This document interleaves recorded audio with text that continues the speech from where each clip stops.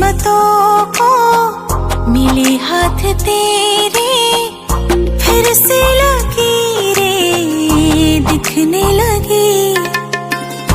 देखी ले जब जब तुहार चेहरा, लागेला भगिया फिर से जगी।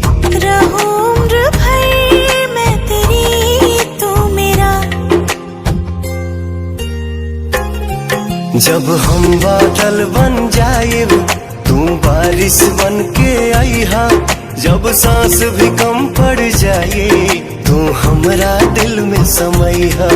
रिमझिम सावन की बूंदे तू हर मौसम बरसैहा, जब सांस भी कम पड़ जाए तू हमरा दिल में समईहा।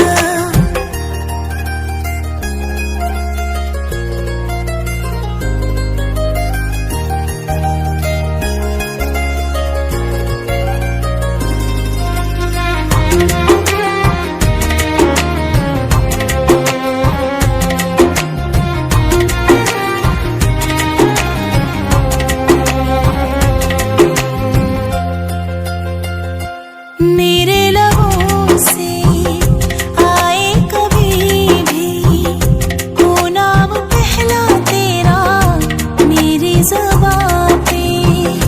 अखिया के काजल पागल करेला, जानू हमर जाइला यही अदा पे। बना लूंगी मैं अब तुझे खुदा। जब हम बादल बन जाए तू बारिश बन के आईहा, जब सांस भी कम पड़ जाए तू हमरा दिल में समईहा। रिमझिम सावन